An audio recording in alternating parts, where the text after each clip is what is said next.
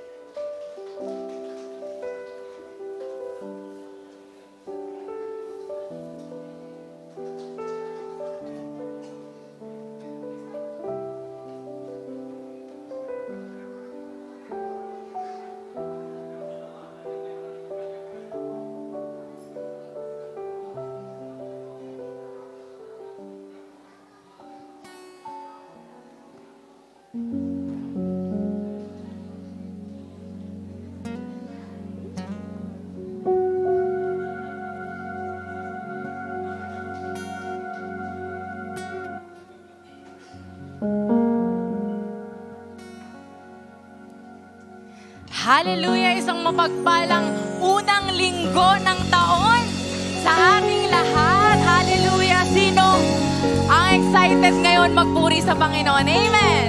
Excited ba tayo magpuri sa Panginoon? Amen!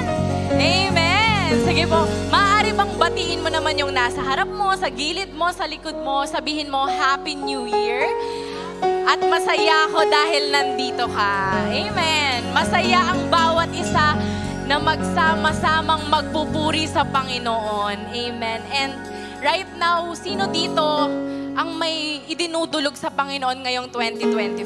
Amen. No? Marami tayong nilulook forward this year. At panigurado, yung nilulook forward na natin na yon ay ang kasama natin doon ay ang Panginoon. Amen. Siya ang Diyos na tapat sa buhay natin. Siya ang Diyos na sasama sa atin sa taong ito. Kaya naman this day, etong buong linggo na ito, nakita natin ang katapatan ng Diyos. Kaya naman huwag tayong mag-atubili. Huwag tayong mahiya na purihin ang Diyos. Huwag tayong mahiya na sambahin ang dakila nating Panginoon. Because He deserves all the praises, all the worship that we can give. Hallelujah. Kaya naman, church, patuloy tayo na sumamba sa Panginoon. Tayo muna po ay manalangin. Hallelujah. Diyos na buhay, Diyos na dakila. Diyos na hindi nagbabago, Panginoon. Lord, maraming salamat, Lord. We acknowledge your presence in our life, Panginoon. We acknowledge you in this church, Panginoon. In this country, Panginoon. In our city, Panginoon. At sa mundong ito, sa buhay namin na to, Panginoon. Lord, maraming salamat kasi, Lord, binitbit mo kami sa 2024, Panginoon. And Lord, right now, kiniklaim na namin, Panginoon, na may ginagawa ka na sa buhay namin. Lord, we claim victory in Jesus' name, Panginoon. And Lord, kung meron man kaming karumihan pa sa isip, sa salita, sa gawa, Panginoon, Lord, pakalinisin mo ang puso namin, Panginoon. Lord, siyasatin mo pa ito, Panginoon, Lord, so that we may offer you, Panginoon, a pure worship, Panginoon. We may surrender you our pure hearts, Panginoon. Lord, let your will be done in this place. Let your will be done in our life. Continue to inhabit the praises of your people. Ikaw ang magalak, ikaw ang malugod, ikaw ang madakila.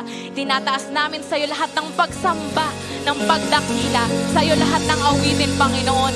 In the mighty name of Jesus, we shout, Amen and Amen. Hallelujah. Purihin natin ang Diyos sa araw na ito. No? Maaari bang ipalakpak natin yung kamay natin sa Panginoon? Sa araw na to, we will declare na higit pa sa ating naiisip, higit pa sa ating nalalaman ang kayang gawin ng Diyos. Hallelujah. Sabay-sabay nating awitin sa Panginoon. Marami mang nagbago, ngunit di ang pag-ibig mo, Jesus. Ikaw ang katiyakan, ako'y magtitiwala. Ikaw ang pag-asa, tatahakin ang landas na ika'y kasama ko. Sa araw na to, Lift your hands for the Lord. May panibagong sa araw na simula, to, may bagong kabanata, may bagong kabanata, may lakas na harapin ang bukas. Kabutihan may panghahawakan ko, may panibagong simula.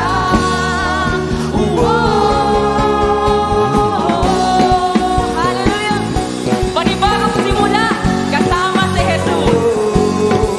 Oh, Jesus! Minsan pa,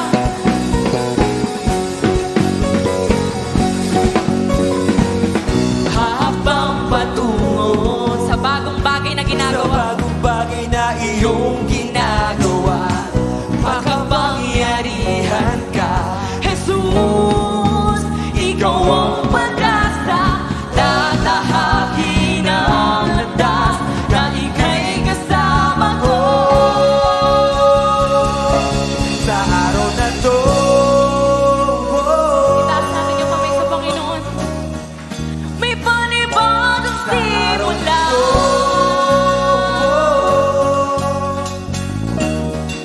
may bagong kabanata, may lakas na harapin ang bukas.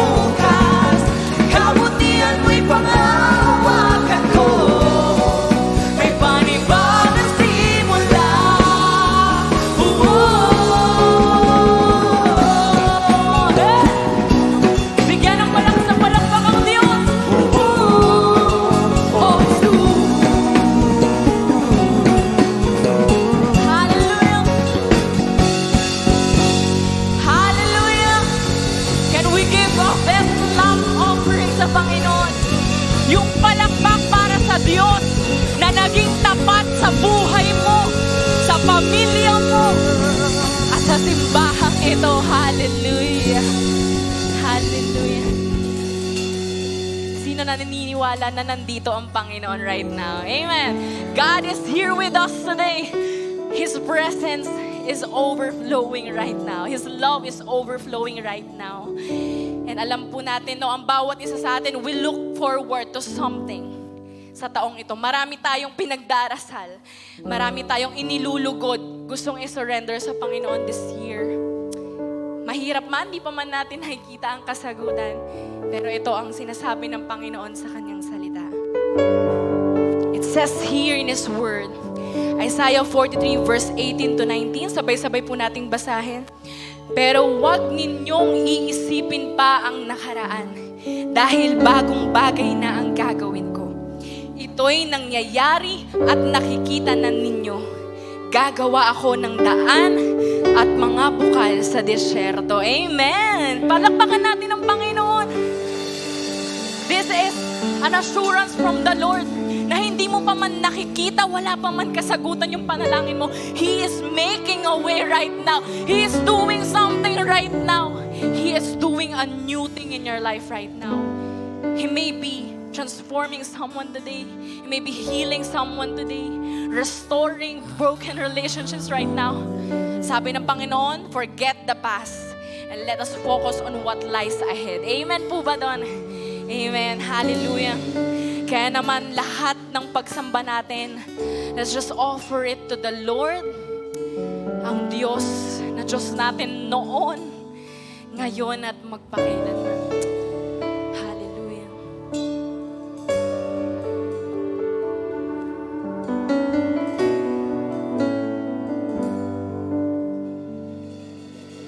O Diyos, Ikaw ang tunay na dakila sa mundo.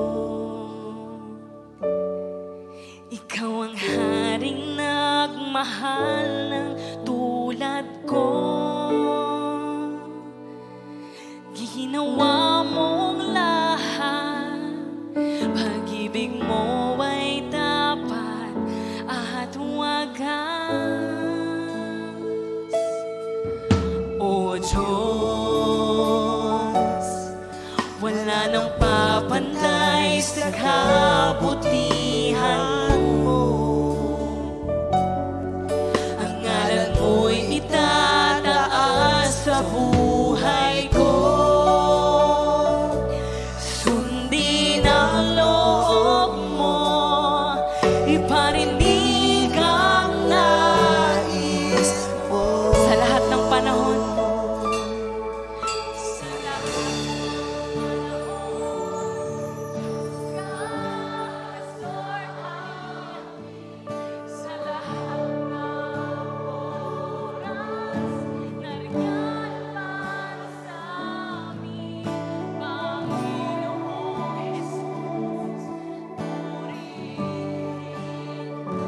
purihin ka, Panginoon. In ka sa buhay ko, aming Ama.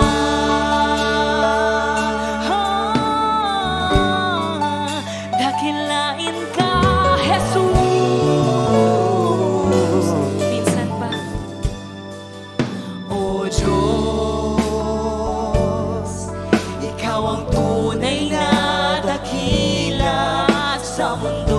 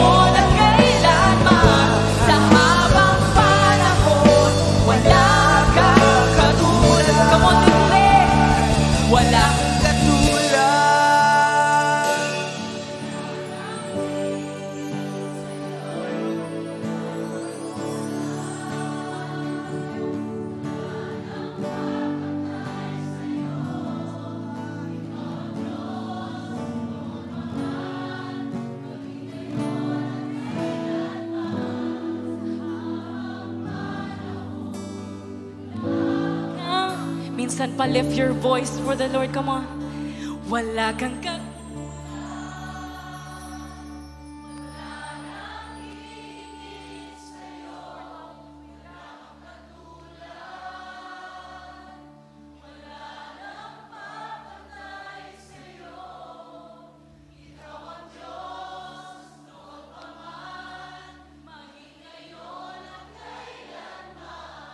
sa habang panahon, wala kang katulad. Minsan pa wala siyang katulad. Wala kang katulad. Wala nang hihigit sa'yo. Wala kang katulad. Wala nang mapantay sa'yo. Ikaw ang Diyos noon pa man, maging ngayon at kailanman. Sa habang panahon, wala kang katulad. Wala kang katulad. Wala kang katulad. Wala nang hihigit sa'yo. Wala kang katulad. Wala nang mapatay sa'yo. Ikaw ang Diyos noon pa man, maging ngayon at kailanman. Sa habang panahon, sa habang panahon, sa habang panahon, sa habang panahon, sa habang panahon, wala kang katulad. Kapanal-banal ang Diyos, walang katulad mo. Lahat ng tuhod sa iyo ay luluhod. Lahat ng labi, Panginoon, lahat ng labi magsasabing ikaw lamang, Jesus, ang Panginoon. Kabanal-banal ang Diyos, walang katulad mo. Lahat ng tuhod sa iyo ay luluhod. Lahat ng labi magsasabing ikaw lamang, Jesus, ang Panginoon. Kabanal-banal ang Diyos, kabanal-banal ang Diyos, walang katulad mo. Lahat ng tuhod sa iyo ay luluhod. Lahat ng labi magsasabing ikaw lamang, Jesus, ang Panginoon. Kabanal-banal ang Diyos, kabanal-banal ang Diyos. Walang, hallelujah, lahat ng ay luluhod. Lahat ng labi magsasabi, lahat ng labi magsasabi, ikaw lamang, Jesus, ang Panginoon. For the last time, kabanal-banal ang Diyos, kabanal-banal ang Diyos, walang katulad mo. Lahat ng tuhod sa iyo ay luluhod. Lahat ng labi magsasabing ikaw lamang, Jesus. Ikaw lang, Panginoon. Ikaw lamang, Jesus. Ikaw lamang, Jesus. Ikaw lamang, Jesus. Ikaw lamang, Jesus, ang Panginoon. Hallelujah. Purihin ka, O Diyos.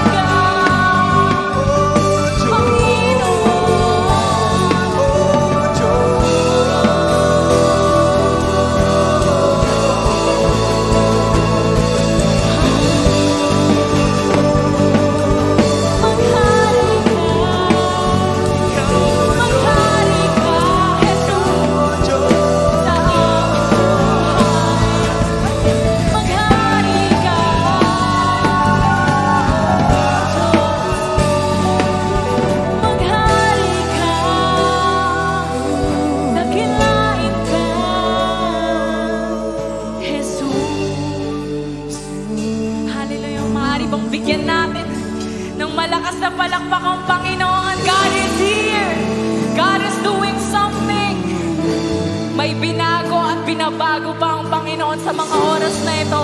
Higit pa sa ating nalalaman, higit pa sa ating naiisip ang kayang gawin ng Diyos sa ating mga buhay. Amen.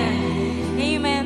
God is good and He is great. Kaya naman, patuloy natin papurihan ng Panginoon. Not just here today, hindi lang sa ngayon, pero sa araw-araw ng ating buhay. Amen.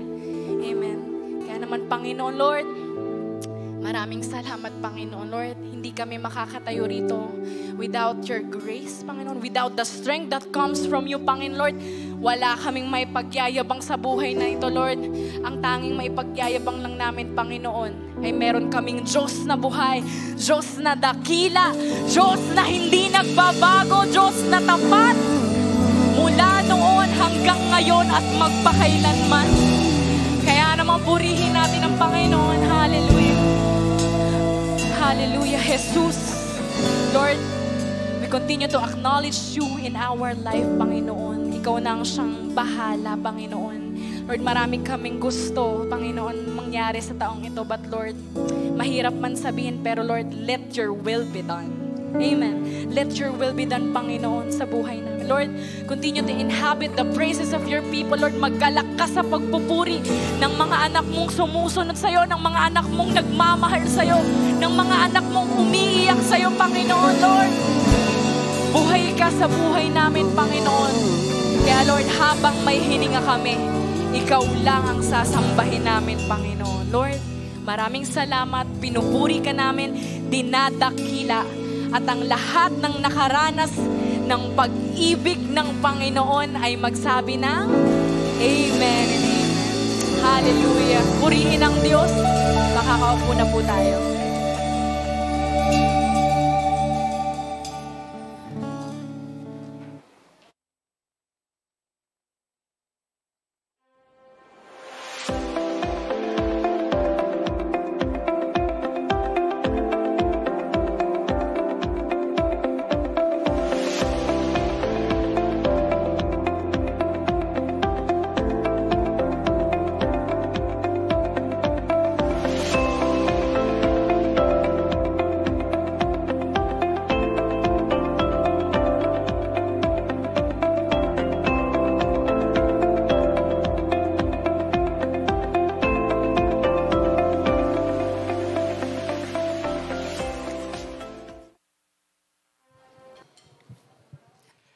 Happy New Year!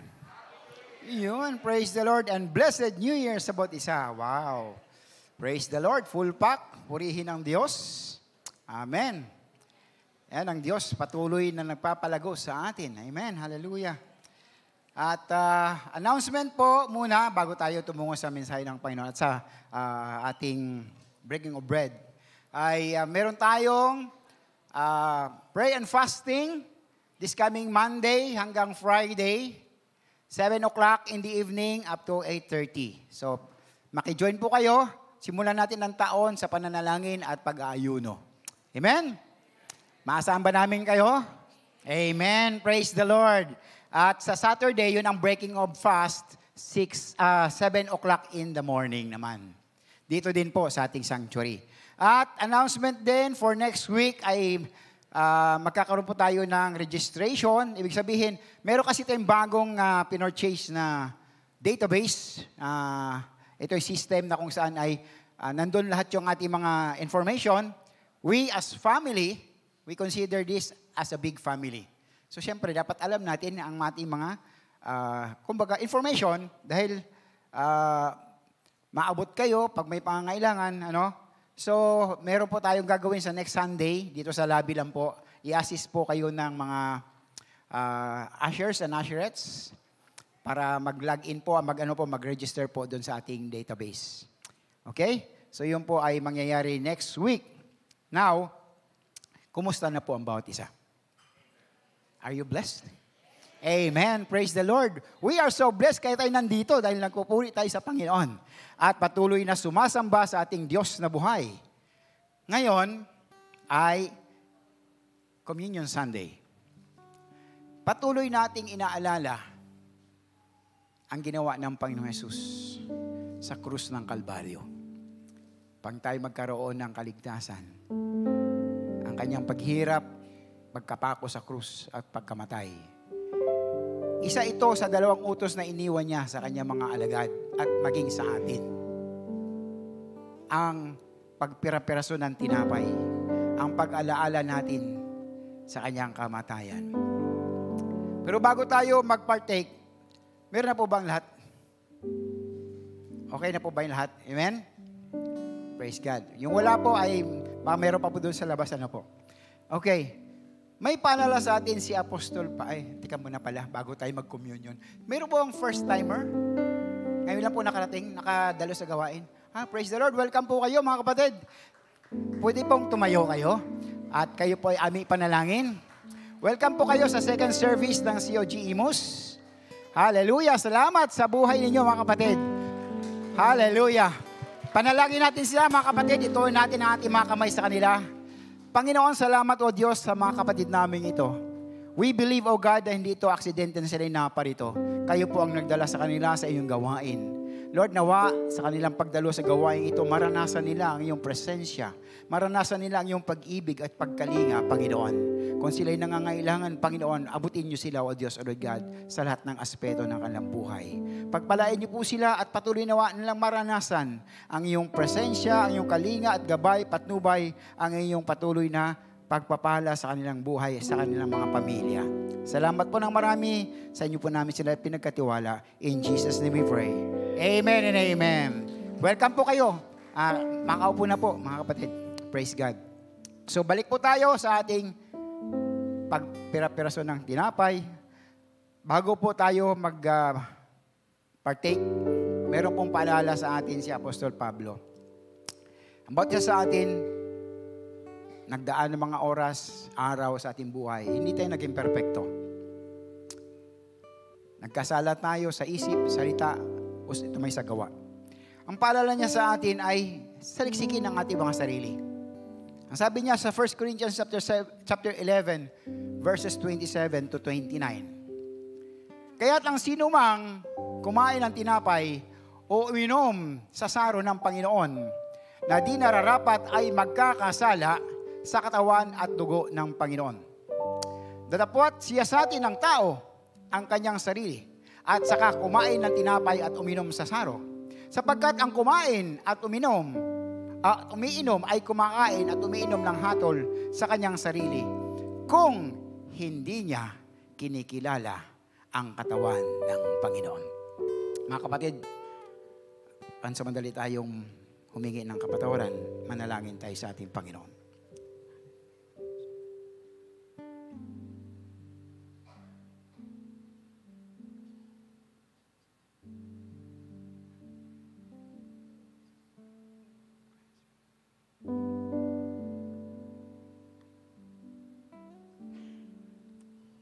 Thank you, Lord. Thank you, Jesus. Panalangin natin ang mga elemento. Father God in heaven, maraming salamat, O Diyos, sa mga elementong ito, Panginoon. Ang tinapay na nag-represent ng iyong katawan, Panginoong Yesus, at ang katas ng ubas nag-represent ng iyong banal na dugo. Salamat po sa mga elementong ito, Panginoon. Nawa, basbasan niyo po ito, Panginoon, at maging instrumento upang magkaroon kami ng kagalingan sa aming mga physical na pangatawan, Panginoon, even spiritual, Panginoon God. Pagpalain niyo po ang mga ito. Salamat po ng marami. In Jesus' name we pray. Amen. Tayo imawit.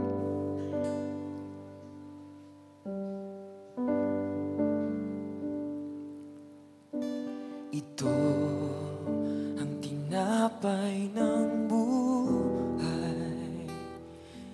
Kanin mo, makibahagi.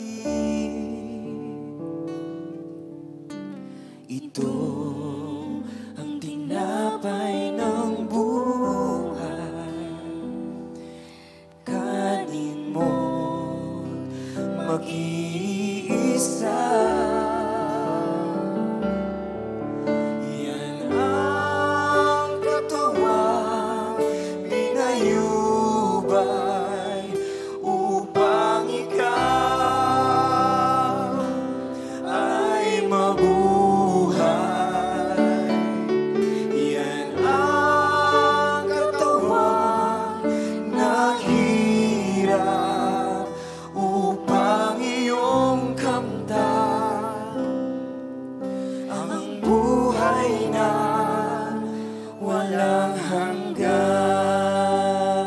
natin ang tinapay.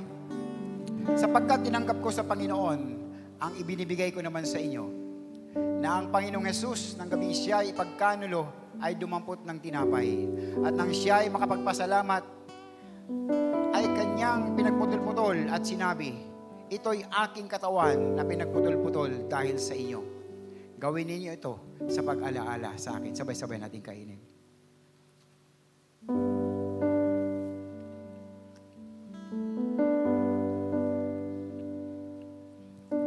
Ito ang saro ng bagong tipan. Inumin mo, makibahagi.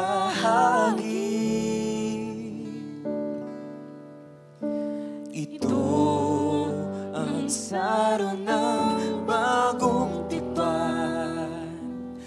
Inumin mo, makiisa. Yan ang dugo dumanak upang ikaw ay luminis. Yan ang dugo ni Kristo na para sa iyo doon sa Kalbaryo ay tumigil. Taas natin ang saro. At gayon din naman, hinawakan ng saro pagkatapos na maghapunan na sinasabi, ang sarong ito ay siyang bagong tipan sa aking dugo. Gawin ninyo ito sa tuwing kayo'y magsisiinom sa pag-alaala sa akin. Sabay-sabay natin gawin. Hallelujah. Hallelujah. Ito ang tinapay ng buhay. Ito ang saro ng bagong tipan. Yan ang katawang nabayubay. Yan ang dugong itinigis. Ito ang aking patunay. Ako'y kasama niyang namatay. Ito ang aking ipahayag na magbabalik si Jesus na buhay. Sapagkat sa tuwing kanin ninyo ang tinapay na ito at inuman ninyo ang saro, ay inihayag ninyo ang pagkamatay ng Panginoon hanggang sa dumating siya. Panginoon, salamat o God. At kami ay kabahagi, O Diyos, sa pag-alaala, Panginoon, sa inyong sakripisyo, Panginoong Yesus. Thank you, Lord God, sa inyong buhay na inyong inalay upang kami ay magkaroon ng kaligtasan ng buhay na walang hanggan. Salamat po ng marami, O Diyos. Patuloy ka naming pupurihin, dadakilain at pasasalamatan. In Jesus' name we pray. Amen and amen. Hallelujah. Praise the Lord. Hallelujah. Thank you, music team. Hallelujah. At isa pa pong announcement, as of December 31st po, doon sa ating project, ay nais ko pong ipaalam sa inyo yung open windows. Tayo po ay nakalikom ng 419,830 pesos. Praise the Lord. Hallelujah. At yung sa ating blessing ko, i-share ko, tayo po ay nakalikom ng 163,136.25 pesos. Praise the Lord. God bless you more, mga kapatid. Hallelujah. We cannot outgive God, but we are so blessed na tayo ay naging kabahagi sa pagkakaloob ng mga pinansyal na pangailangan ng iglesia. Hallelujah. Now, New Year. New start. Napakalaga sa atin, mga kapatid. Ang magsimula ng tama at naaayon sa patnubay ng Panginoong Diyos. Naaayon sa kalooban ng Panginoon. sa lahat ng ating plano, sa lahat ng ating gagawin, sa lahat ng ating hakbangin, dapat tama. Amen ba yun? Hallelujah. Kapag sinimulan natin ng tama ang anumang ating ginagawa o gagawin pa, sigurado, 100%, excellent ang resulta. Tama ba yun? At meron tayong kagalakan, meron tayong kasiyahan, kasi tama eh. Success, di po ba? Pero, kapag mali ang ating simula, 100% din naman, sure, palpak. No? Palpak ang kalalabasan. At with regrets, o pagsisisi, lagi namang nasa huli ang pagsisisi. Wala pong nagpagsisisig na uuna. Amen? Kaya dapat tama yung ating panimula.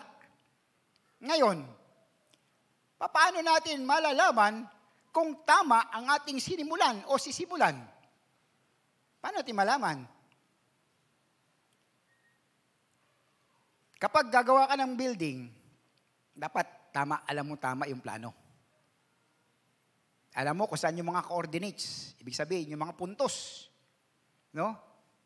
Alam mo dapat saan yung tama ang orientation ng iyong building. Baka mamaya, magaya sa project namin, yung pundasyon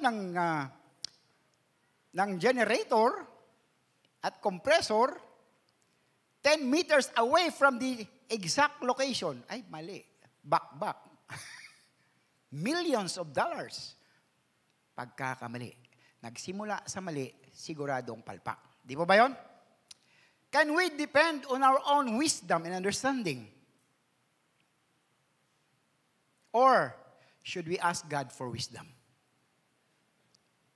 Mga kapatid, no one can live without wisdom. At home, at work, at school, ministry, sa business, in walk with our Lord, kailangan natin ng wisdom. No one wants to be called stupid or be known as a fool or mangmang. Ayaw nating sabihin, ano naman to? Bopols. Wag naman ganon. Kaya ang mensahe ng Panginoong Diyos sa araw na ito ay pinamagatang walk with godly wisdom. Walk with godly wisdom. Ang ating teksto ay mababasa natin sa James chapter 1 verse 5 at sa James chapter 3 verse 13 to 17. Pero babasahin natin ngayon is James 1:5. Ang sabi sa salita niya, ayan po ay Berean Study Bible and ang Biblia. If any of you lacks wisdom, you should ask God, who gives generously to all without finding fault, and it will be given to you. At kung sa Tagalog, ngunit kung ang sinuman sa inyo ay nagkukulang ng karunungan, humingi siya sa Diyos na nagbibigay ng sagana sa lahat at hindi nanunumbat. At iyon ay ibibigay sa Kanya. Tayo manalangin. Father God in heaven, thank you, God, for this wonderful opportunity na kami, O Lord God, ay muli makarinig ng inyong salita. Salamat sa pagkabasa na inyong salita, O Diyos.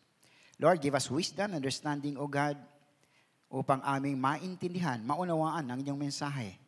Hindi lang ito maunawaan, kundi ito ititimo sa aming mga puso't isipan, may sa pamuhay namin at may bahagi sa aming kapwa. Banal na Espiritu, puspusin niyo po kami, O God, upang hindi makapanayag ang diablo, ang mga distractions, Panginoon, O God, at nakafocus lamang kami sa pakikinig sa inyo, O Diyos. Salamat naman ng marami, O God. In Jesus' name we pray. Amen. Hallelujah. Wisdom. Lagi tayong narinig yan. Wisdom, kapatid. Kailangan mo ng wisdom, no? Now, ano itong wisdom o karunungan?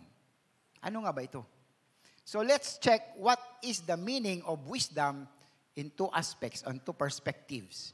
So, the secular or the human understanding at biblical perspective. So, tingnan natin. What is wisdom? Una, according to human or secular perspective. Tinanong ko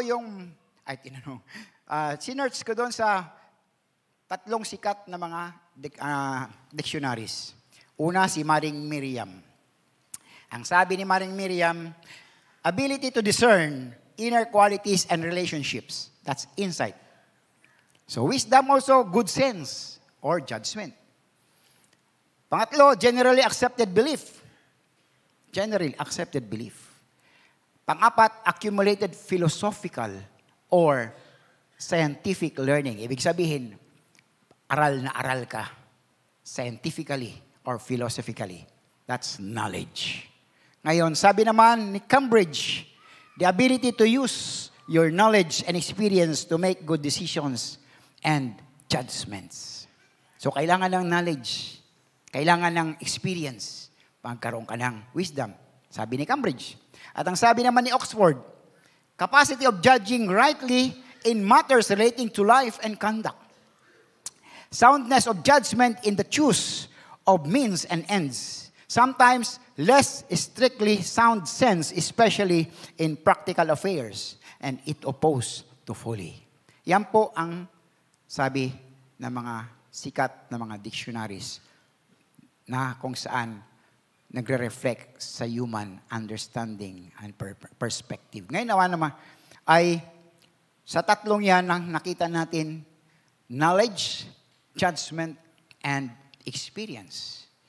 According to the Bible, yan naman ang ating titingnan. Pero bago tayo pumunta sa meaning, 235 times na isulat ang word na wisdom sa Bible. Old and New Testament. 235 times sa New King James Version. Now, 5 Old Testament books na particular na tumutugon sa maraming mga pangunahing katanungan sa buhay. Ito ay tinaguriang the wisdom literature. 5 books. Job, Psalms, Proverbs, Ecclesiastes, and Song of Solomon. Those are the wisdom literature books. Now, the book of Proverbs mostly uses the Hebrew word, sabi doon ay chokmah. Chokmah. Magsabihin nito, i-define niya yung wisdom. So, filled with wise sayings, Proverbs defines wisdom as the ability to judge correctly and act to God's directives. Ulitin ko. Ang sabi sa Proverbs, the ability to judge correctly and act to God's directives. Ang isa pang paraan upang ilarawan ang wisdom o karunungan ay ang moral na kasanayan sa pamumuhay. Pamumuhay na pinapahayag sa pamamagitan ng salita ng Diyos. Nakikita dapat sa buhay ang wisdom ng tao. Na nagtuturo sa atin kung paano gumawa ayon sa kalooban ng Diyos. Here are some ways to define wisdom. 4 ways the Bible helps us define true wisdom. Una, wisdom derived from a relationship with God Himself. Ano yung sabihin nito? Wisdom ay nagmumula sa malalim na paggalang, pagmamahal, at pagsuko o pagpapasakop sa Panginoong Diyos. It comes through a relationship with God. Pagsuko ng ating sarili at kalooban, puso at isip sa ating Panginoon. Fear of God is mandatory to wisdom. Fear of God is mandatory to wisdom. Ang sabi sa Proverbs 9:10, the fear of the Lord is the beginning of wisdom. Di ba? Pag may takot tayo sa Diyos, banal na takot, nagsisimula ang karunungan. At sabi pa sa Psalms 111 verse 10, ang parallel verse, the fear of the Lord is the beginning of wisdom. All those who practice it have a good understanding. Di ba? All who practice it, nagkaroon ng good understanding. Hallelujah.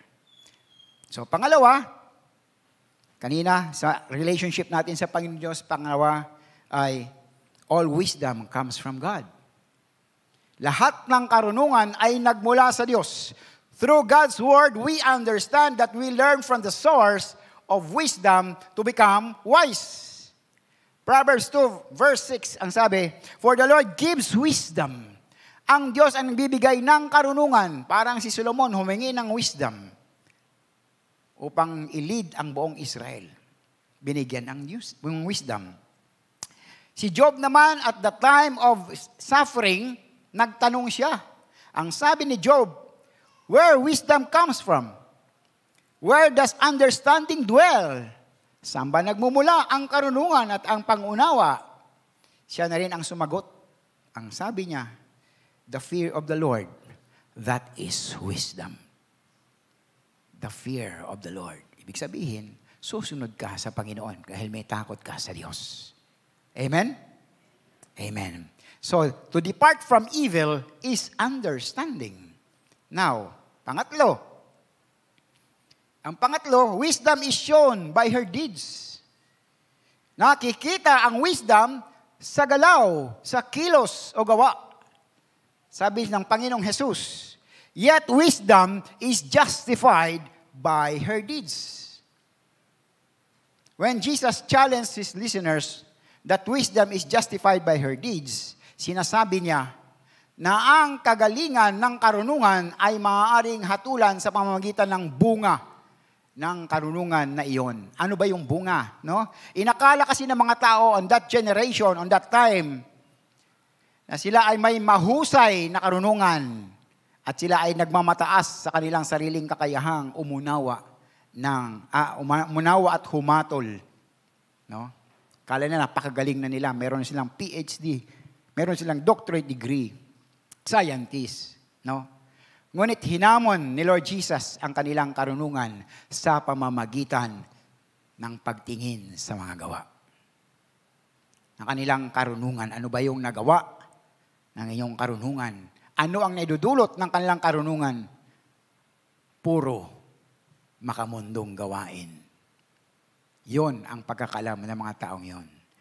At ibang passages sa Bible, the wisdom was connected in humility. Ang sabi, when pride comes, disgrace follows. But with humility comes wisdom. Who is our model for humility? The Lord Jesus Christ. And He is the wisdom. He is the wisdom of God. Di ba? Connect. Di po ba? The book of James confirms good conduct and works show true wisdom. Ang sabi ni James 3:13, who is wise and understanding among you?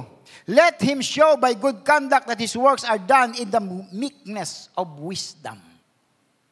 Dapat nakikita sa inyo. Magaling ba kayo? Matalino ba kayo? Ipakita nyo nga sa inyong mga gawa. Di ba? Maliwanag, di po ba? Pakita ninyo sa pamamagitan ng mabubuting pamumuhay. Pang-apat,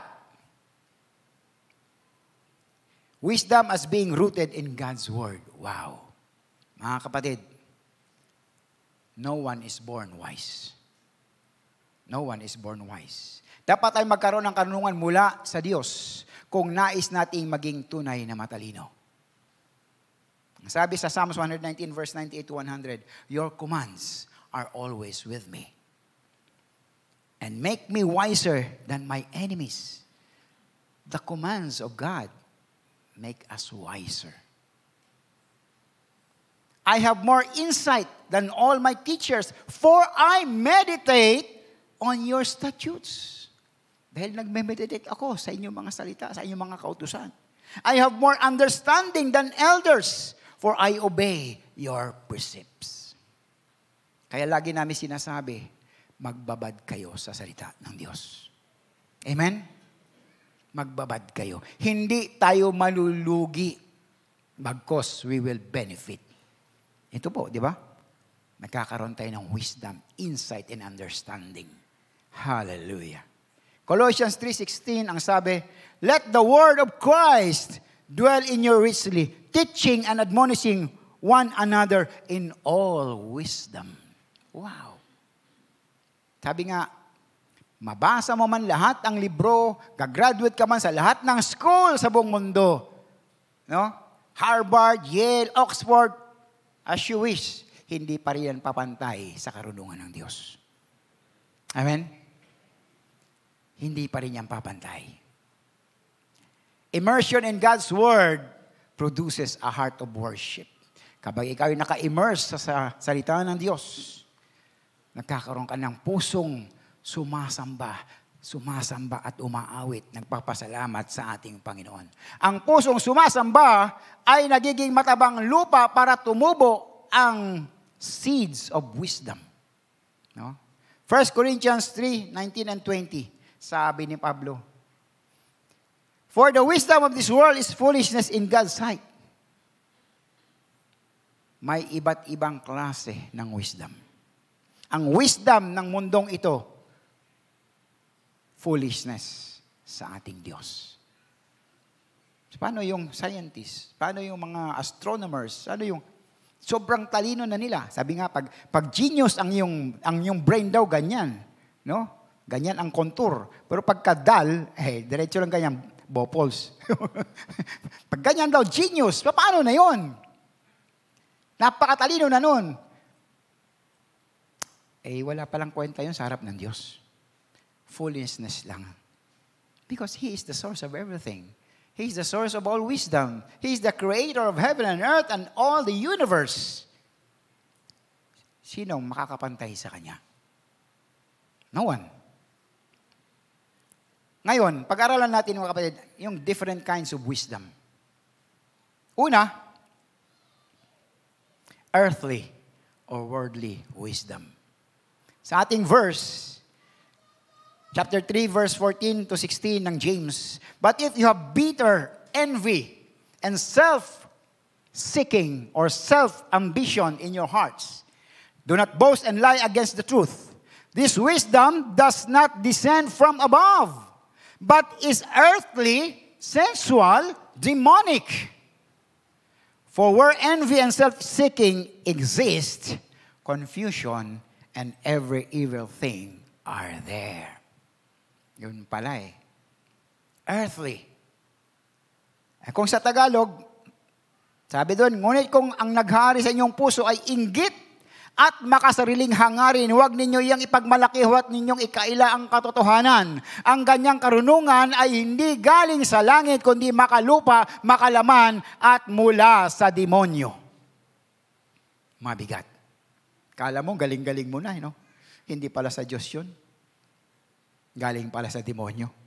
Sapagkat saan man naghahari ang inggit at makasaring hangarin, naghahari din doon ang kaguluhan at lahat ng uri ng masamang gawa. The world is full of this wisdom. Politics, business, entertainment, economics, environmentalist, iba't iba.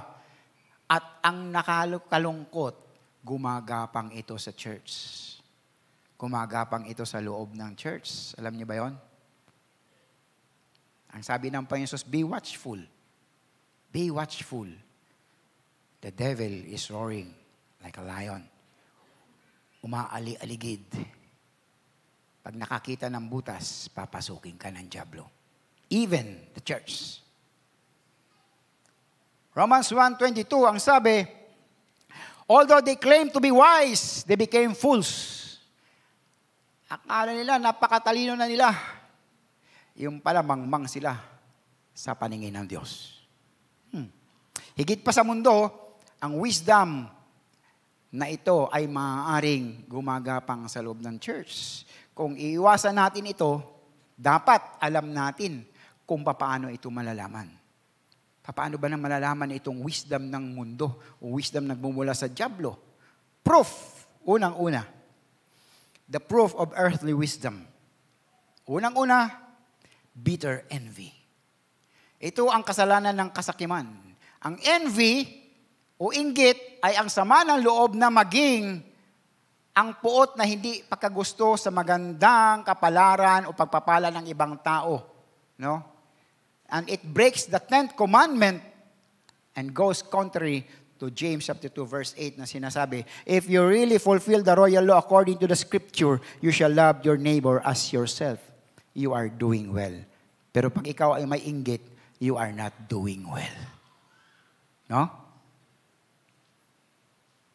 So, yan po ang una, bitter envy. Mas mapait pa yata yan sa ampalaya eh. No? Bitter na bitter. Ampalaya masarap pag may itlog, di ba? Next, Self-seeking or self-ambition comes from a Greek word, eretheia, means intrigue or strife. Is focused on you and your wants and your desires. Doon nakafocus yan. Nakasentro ito sa kung ano ang maaari mong makuha mula sa tao, sa lugar, sa bagay, o any situation. Selfish ambition thinks of your needs, of your wants, and your desires above others and God. Yan ang selfish ambition. Gusto kong ganito, gusto kong ganito, gusto kong ganyan. No? Sumunod, self-deception. To boast about such attitudes and carryings on is to lie against the truth. Sa tuwing ibinubuka ng mga taong ito ang kanilang mga bibig at ibuhos ang kanilang nilalaman, ang kanilang mga naramdaman, niloloko nila ang kanilang sarili. Self-deception o pandaraya sa sarili is the worst kind of deception. Kasi sarili mo na ang niloloko mo.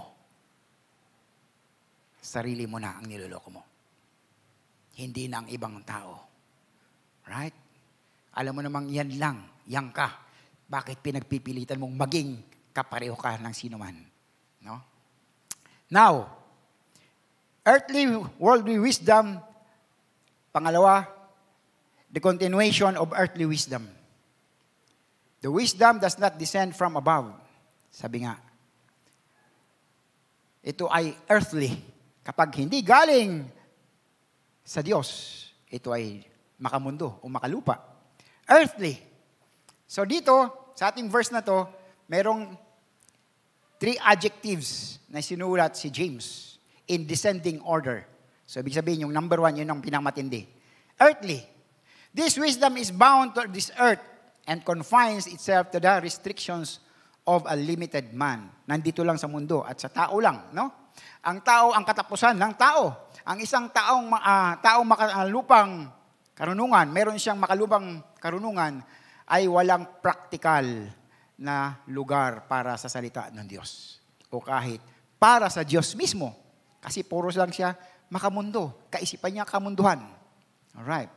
Ang kanyang pagiging makasarili ay nagtutulak sa kanyang personal interest. I have to look out for number 1. Ako dapat ang number 1. Ako dapat ang mangunguna. Ako dapat ang sikat. Sino yun? Si Satanas yun, di ba? Ako. Di ba? Philippians 3:19, ang sabi dyan, their end is destruction, their God is their belly, and their glory is in their shame. Their minds are set on earthly things. Dito lang, pansamantala, sa mundo. Di ba? Meron din nakasulat sa Biblia, tayo ay magpakalasing, kumain kung anong gusto natin kumain, magpakasaya, bukas mamamatay tayo. Kamunduhan. Di ba ba? Next, sensual or carnal. Ito ay makalaman at hindi spiritual. Earthly wisdom has no understanding of spiritual thoughts. Hindi nila kayang maintindihan yung salita ng Diyos. Pansinin nyo, maraming mga edukado, professional, doktor, whatsoever. Pag binasahan mo ng Bible, ayaw nila. Pag sharean mo ng salita ng Diyos, ayaw nila. Maraming ganun, ano? Lalo na yung mga atheists. No? Ayaw nila. Sabi kasi sa 1 Corinthians 2:14, the natural person, ibig sabihin ito, walang pakialam sa religion. Okay? The natural person does not accept the things of the Spirit of God. For they are folly to him, and he is not able to understand them because they are spiritually discerned. Hindi talaga nila maintindihan ang salita ng Diyos. Naalala ko lang sabi ng mga matatanda nung kapanahonan namin sa probinsya, huwag kayo magbasa ng Biblia, baka kayo mabaliw. Kapag wala kasi ang presensya ng banal na Espiritu, hindi natin maintindihan ang salita ng Diyos. No? Kahit ulit-ulitin mo yan, pagbasa, parang comics. Hindi mo maintindihan ang mensahe ng Diyos kapag wala ang banal na Espiritu na nagbibigay sa atin ng kaalaman at pangunawa. Pangatlo, itong matindi. Demonic. indicates beginning from or similar to demonic activity or possessed. Laging tinutukoy ng Biblia ang pagitan ng gawain ng Diablo, si Satanas, at ng kanyang mga demonyo, mga alipores niya. Those who operate on bitter envy and self-contentedness act like demons. Fallen angels. Di ba? Nainggit sila. Sumama sila kay Satanas. Nainggit sila sa Panginoong Diyos. Sige, sumama sila. 1/3. Sumama kay Satanas. The fallen angels. 1 Timothy 4:1. Now the Spirit expresses states that in later times, some will abandon the faith to follow deceitful spirits and the teachings of demons. Marami na pong lumalayo sa tamang katuruan at sumasama sa yung katuruan na kung ano ang yung gusto o nakaka-okay sa'yo, sundin mo. Lalo na yung katuruan na sundin mo ang yung puso. But sabi nga sa salita ng Diyos, ang puso ay deceptive. Ang puso ay marumi. Ingat tayo. Amen? Tayo ay dapat maging watchful. Sabi diyan, the teachings of demons. Prosperity gospel. No?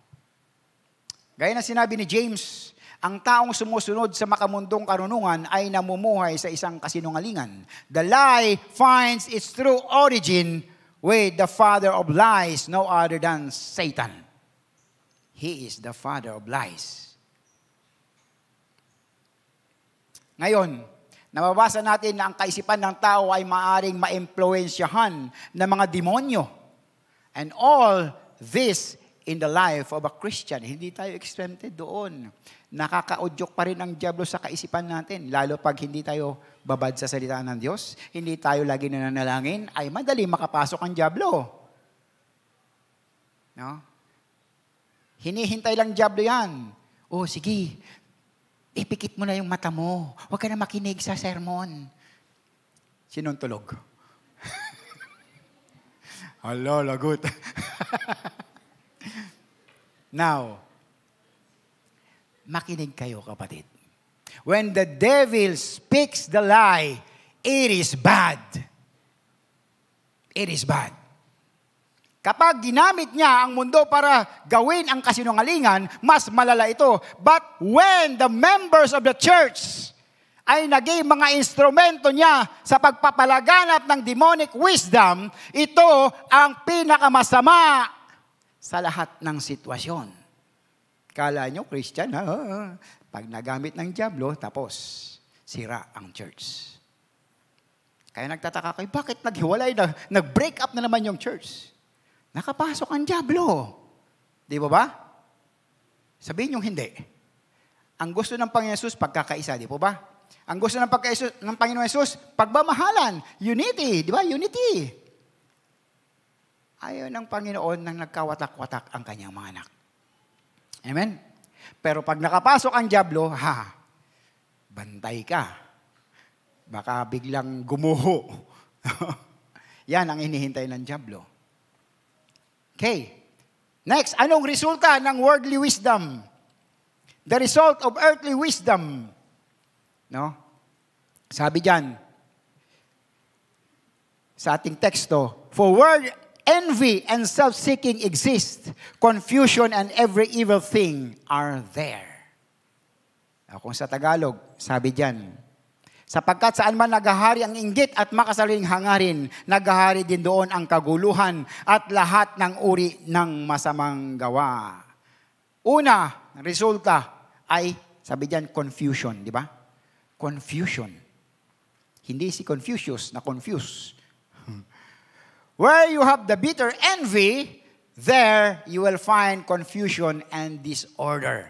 1 Corinthians 14 verse 33 nang sabi, for God is not the author of confusion, but of peace.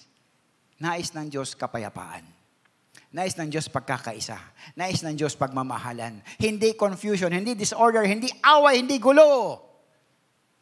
Lahat ng yun sa diablo. Okay? Makatag tayong hindi ito sa Diyos, yung confusion na ito. Disorder o kaguluhan goes together with confusion or kalituhan. Everyone doing what is right in their own eyes. Ito, tama ito. Ayaw na sumunod. No? Ang namumuno ay kinukwestiyon, sinusuway at hinahamak. Ang resulta, hindi nagiging effective at hindi nagiging organized ang church. Gulo eh. Kagulo na eh. No? Kanya-kanya na eh. Una po yun, ano? Pangalawa na resulta, every evil thing. Kung saan may sariling ambisyon, doon mo makikita ang bawat masamang gawain. Pero ang ambisyon ay mabuti. Tama, lahat tayo may ambisyon. Dapat tayo mag-ambisyon, di po ba? Until it becomes self-centered. Pag nakasentro na sa iyo ang ambisyon mo,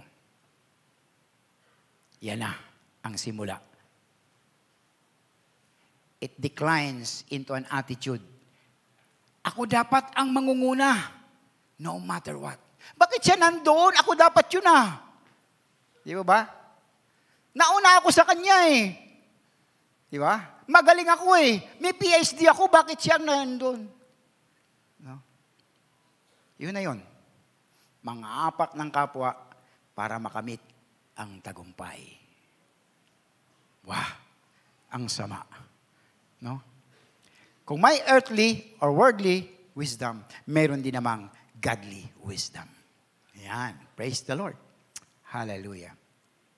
Ang sabi sa verse 17 ng James chapter 3, but the wisdom that is from above is first pure, then peaceable, gentle, willing to yield, full of mercy and good fruits, without partiality and without hypocrisy. Sa Tagalog, ngunit ang karunungan mula sa langit, una sa lahat ay malinis, mapayapa, maamo, mapagbigay, puno ng awa, masaganang namumunga ng mabubuting gawa, hindi nagtatangi at hindi nagkukunwari. Hindi plastic, hindi orokan, o hindi Tupperware. Mga kapatid, the true wisdom has its origin in the Lord Jesus Christ. It comes down from heaven and it's God's gift to every believer who requests it. Di ba? Sabi nga ni James, ang sino mang walang nangangailangan ng wisdom, humingi sa Diyos. Amen? So sabi nga, yan yung ating paalala ni James. Sa James 1:17, every good and perfect gift is from above. Good and perfect gift coming down from the Father of heavenly lights, with whom there is no chance or change or shifting shadows. Now, sa godly or heavenly wisdom, merong different characteristics.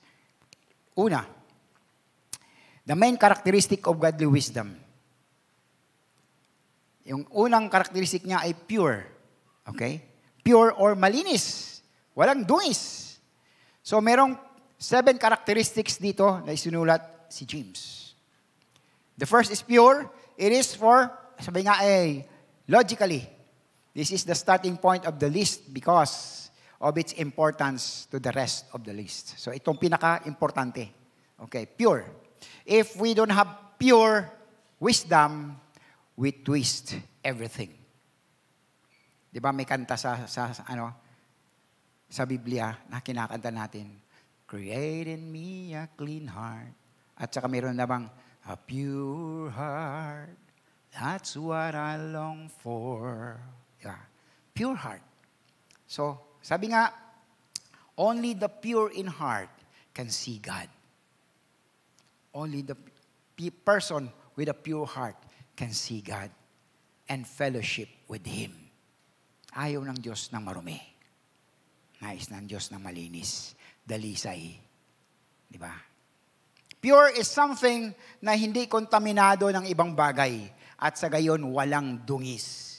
This word does not mean pure in the sense of morality, ngunit sa diwa ng kakayahang tumanggap ng banal na katotohanan ng Diyos at ilapat ito sa karanasan and not being mixed with human viewpoint o pananaw ng tao. Kapag hinaluan kasi ng human viewpoint, naiiba ang salita ng Diyos sa pang-unawa ng mga tao pag sinasamahan ng human viewpoint. Ang sabi, 1 John 3:3, and everyone who has this hope in Him purifies himself just as Christ is pure. Ang Panginoong Yesus ay pure. And He is the wisdom. Pure. Sa Greek, ito ay hagios o hagios. Ibig sabihin ay holy. So wisdom that comes from God is pure because God Himself is pure or holy. Ang kabanalan ang pangunahing katangian ng Diyos. 1 Peter 1:16, because it is written, be holy, for I am holy. In other words, be pure, for I am pure. That's the Lord Jesus Christ. Ang pure o dalisay ay nagpapahiwatig ng malinis. Walang dungis. Walang anumang inihahalo. Hindi yan halo-halo. Urig. Okay? Hindi natin maaaring palabnawin, dungisan, sirain o anumang paraan ay na makabawas sa karunungan ng Diyos. Hindi natin kaya yon. So now, the remaining 6 characteristics ay pwede nating i-group ito in 3 categories. Unang category, the attitude of godly wisdom. Anong attitude ng godly wisdom? Una, peaceable. Yeah. Peace is an outcome of pure wisdom. Kapayapaan. Yan ang outcome ng totoong karunungan ng Diyos. An attitude of peace ay kabaligtaran sa bitter envy and self-seeking. Ang mananampalataya na may banal na pananaw ay isang tagapamayapa o peacemaker. Ganon ang isang tunay na Kristiyano. Hindi yung nakikigulo. Hindi yung nakikirambol. No? Kung ang isang tao ay may kapayapaan sa Diyos, mas malaki ang posibilidad na mayroon siyang kapayapaan sa kanyang kapwa-tao. Doon makikita Di ba? Kung may kapayapaan ka, makikita yan at maipapadama mo yan sa iyong kapwa na merong ang kapayapaan. Ano man mangyari sa buhay mo, ano man problema, may kapayapaan ka. Okay? Proverbs 3:17, all her, ito yung wisdom, ways are pleasant and all her paths are peaceful.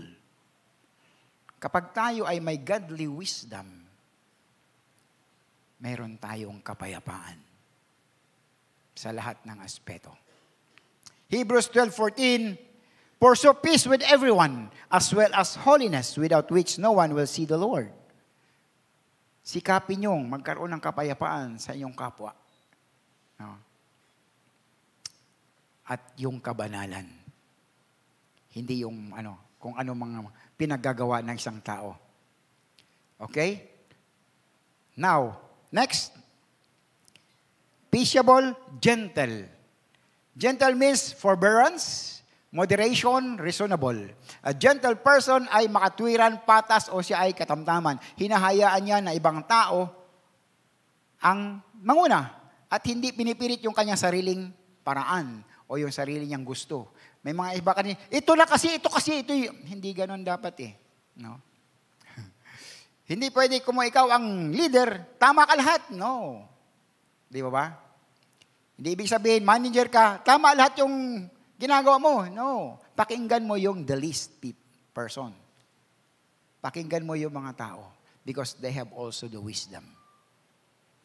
They have also the experience. Now, sabi nga, he can yield to others. Yan ang gentle. Because he possesses patience. Kusang loob niyang tinitiis ang kahiyan at pagmamaltrato. May karapatan siya sa isang bagay, pero hindi niya yun ini-insist. Karapatan ko yan, kailangan ko ipaglaban. Pero sabi niya, ang gentle, hinahayaan, kaya niyang i-give up yun. Magkaroon lang ng kapayapaan. No? Philippians 4:5, ang sabi, let your gentleness be apparent to all. the Lord is near. Let your gentleness be evident. Nakikita ng lahat. Pangatlo, willing to yield. The idea of willing to yield is submissive. O yung sumusunod. Hindi sumusuway. Sumusunod. Amen. Hindi yung, ay, wag na. Yes po, okay po. No, ang galang naman. A willing to yield believer will easily obey. Hinahayaan niya ang sarili na makumbinsi. He is approachable. Submissiveness of character. Meron siyang ganun. He always ready to listen, open to suggestions, opinions, and corrections of others without bitterness. Yun po, ano? So, peaceable, gentle, willing to yield. Now, ang sabi, the actions of godly wisdom. Meron ding action ang godly wisdom. Unang-una, ikaw ay magkakaroon ng full of mercy. Mercy is the outward manifestation of compassion. Ang taong maawain ay isang taong nagpapakita ng habag at awa. Ang isang taong nagpapakita ng awa ay nakikiramay sa taong tumatanggap ng kanyang awa. He also has the resources to give mercy. Mercy is the willingness to reach out and touch someone in need. Yun po yung mercy. The willingness to help someone. Sabi ng Panginoon Jesus, blessed are the merciful, for they shall receive mercy. Praise God. Sinong mercy dito? May pangalang mercy. Now, ano pa? Full of mercy and full of good fruits. Fruit is something produced by the inherent energy of a living organism. Pero sa biblical terms, the fruit is the visible expression of God's power that works in us and visibly shows itself. Nakikita ang bunga sa atin, bunga ng banal na Espiritu. Ito yung supernatural na resulta ng paggawa ng Diyos sa ating buhay, mga kapatid. Ito ay isang bagay na ginagawa ng Diyos, hindi ng tao. Yan yung Galatians chapter 5 verses 22 to 23. But the fruit of the Spirit is love, joy, peace, patience, kindness, goodness, faithfulness, gentleness, self-control. Wala po dyan ang envy. Nauuna po ang envy. Yun po ay gawa ng laman. So ito ang bunga ng banal na Espiritu. Ephesians 2:10 ang sabi, for we are His workmanship, created in Christ Jesus for good works. Nakikita ang mabubuting bunga sa atin, ang mabubuting gawa.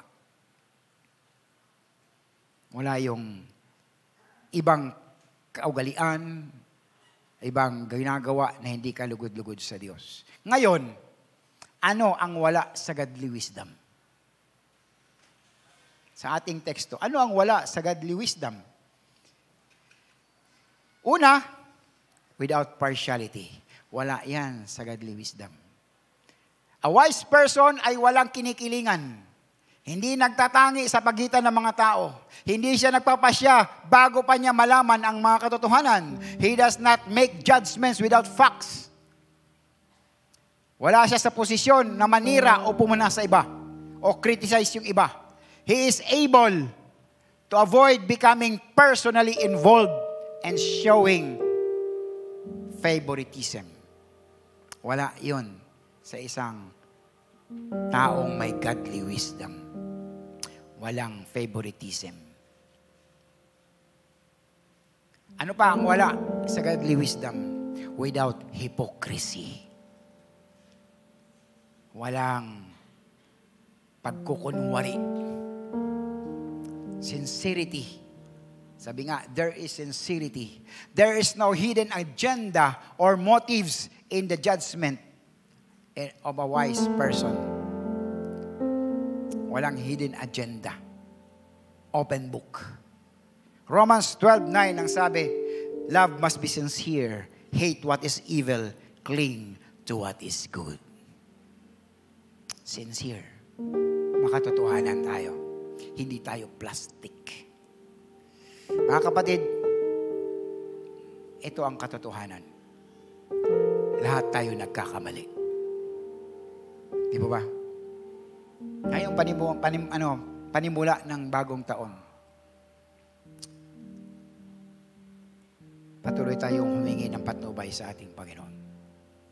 Nagkakamali tayo previously, ngunit ang matalino ay natututo sa kanilang mga pagkakamali at gumagawa ng mga hakbang upang maiwasang maulit ang mga ito.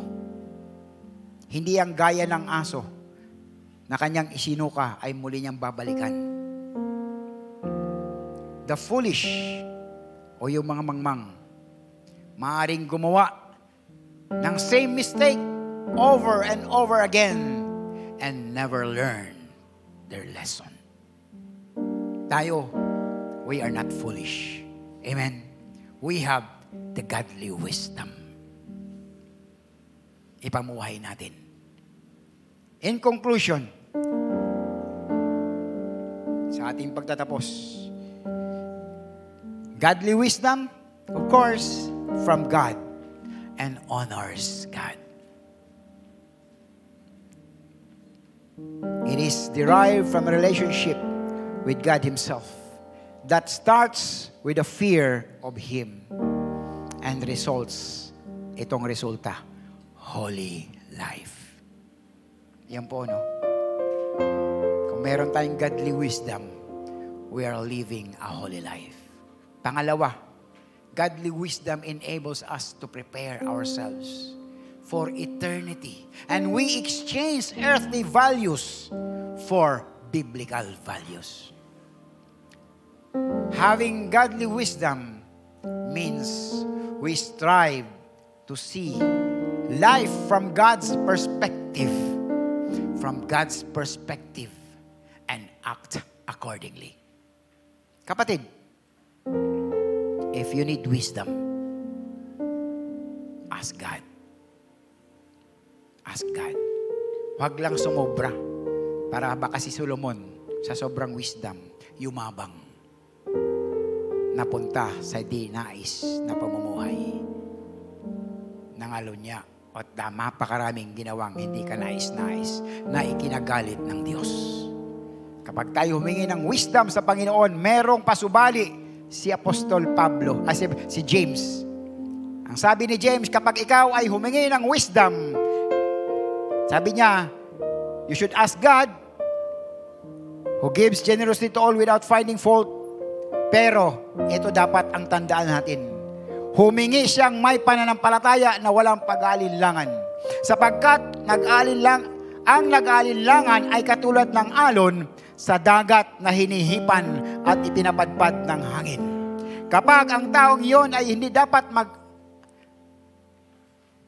mag-akala na siya ay tatanggap ng anumang bagay mula sa Panginoon. If we ask wisdom, Lord, thank you for the wisdom. I believe and I have faith, Lord, for your wisdom.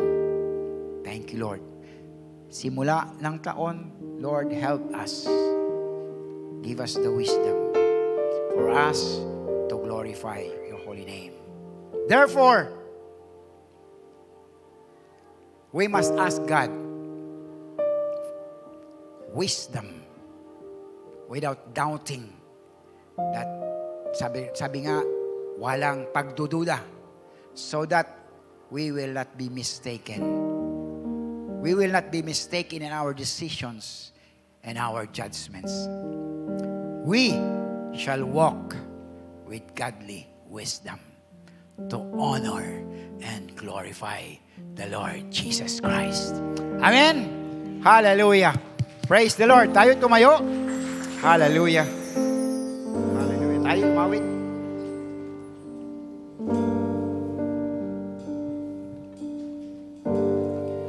For of Him and through Him and to Him are all things. For of Him and through Him and to Him are all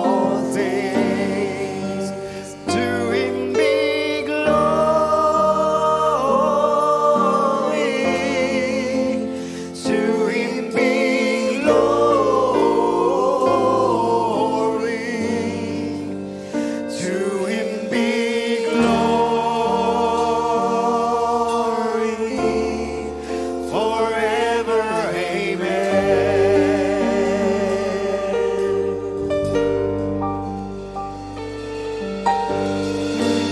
Oh, the depths of the riches both of the wisdom and knowledge of God.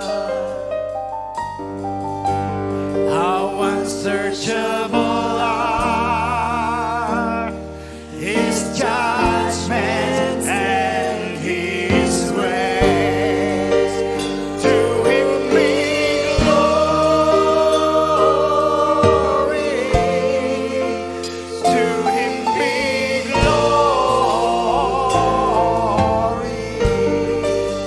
To Him be glory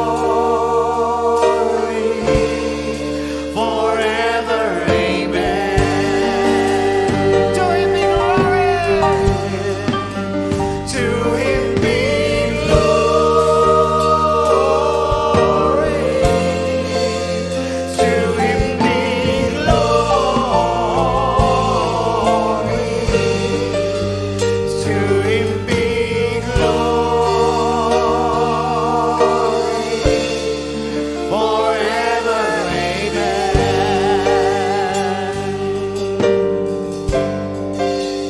To Him be glory. To Him be glory. To Him be glory forever, amen. Hallelujah. To Him be glory. To Him be glory. To Him be glory forever, amen.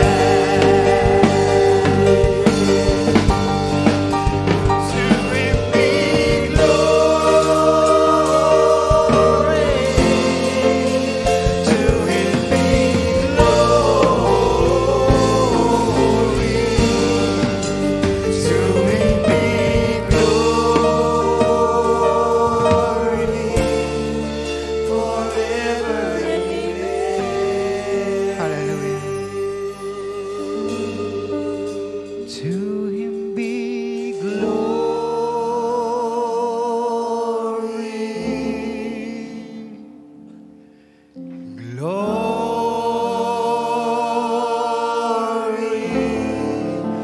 forever, amen. Hallelujah. Lord, to you all the glory, honor, praise, and thanksgiving. Hallelujah. Praise you, Jesus. Praise you, Holy Spirit. Hallelujah. Hallelujah. Hallelujah. Hallelujah. Purihin ka, O Diyos na makapangyarihan sa lahat. Diyos na may likha ng langit, ng lupa, at ng naroon. Salamat, Panginoon. Salamat sa iyong mensahe sa amin sa araw na ito, O Diyos. Tunay, Panginoon, mahal na mahal niyo kami, O Diyos. Tinuturuan niyo kaming patuloy, Panginoon, upang huwag magkamali.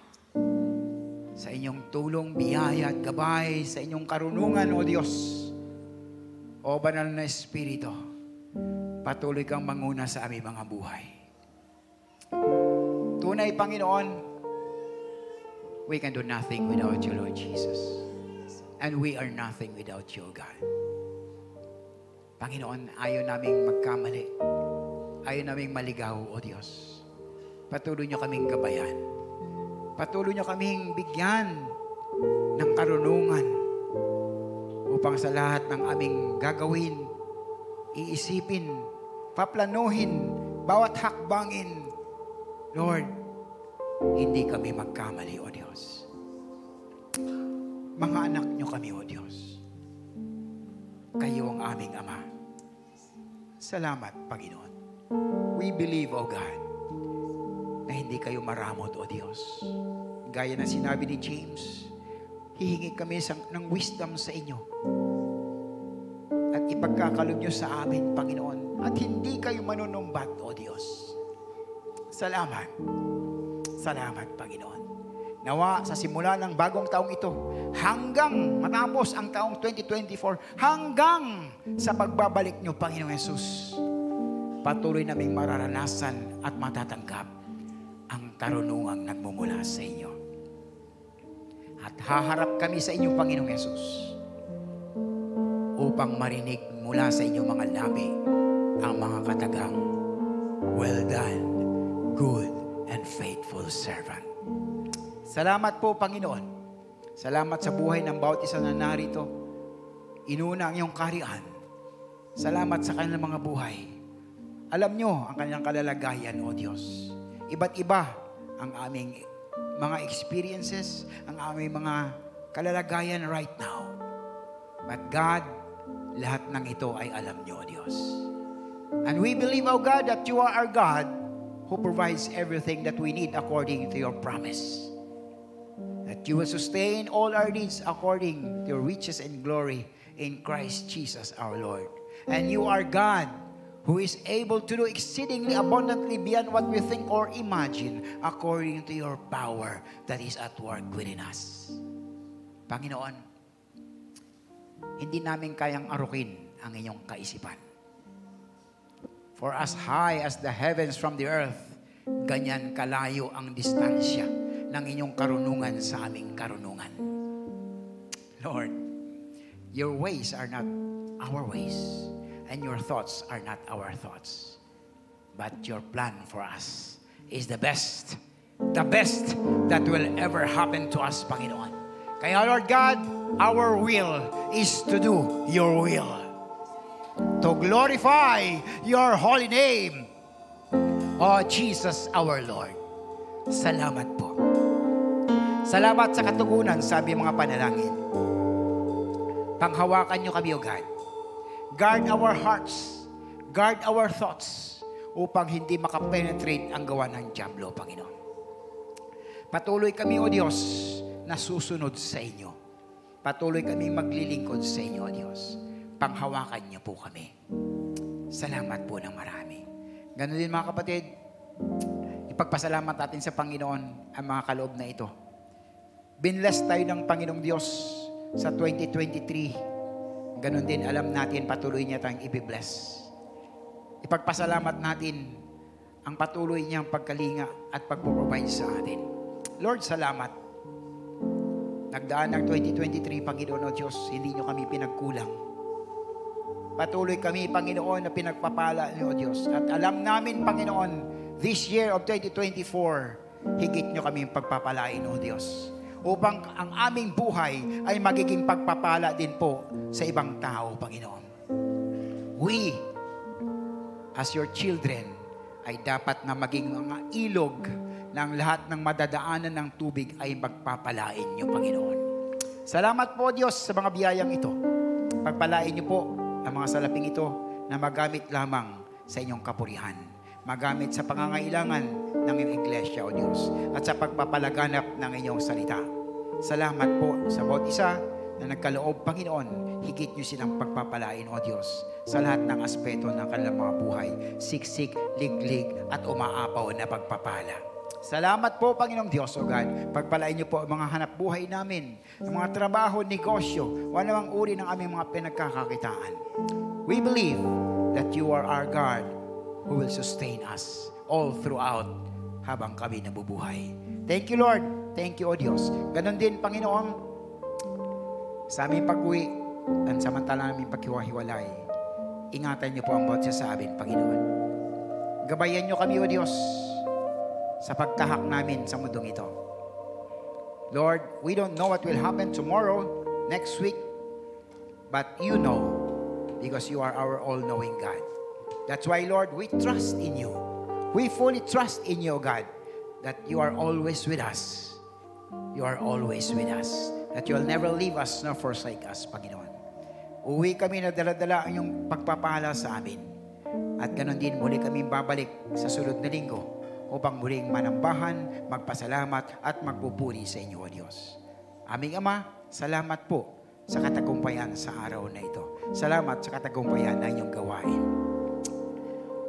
As your servant, O God, allow me to bless your people with the love of the Father, with the grace and mercy of our Lord Jesus Christ, and the continuous fellowship of the Holy Spirit be upon us today and always. And everybody will say, Amen and Amen. God bless you po. Prayer and fasting. Attend po kayo Monday to Friday.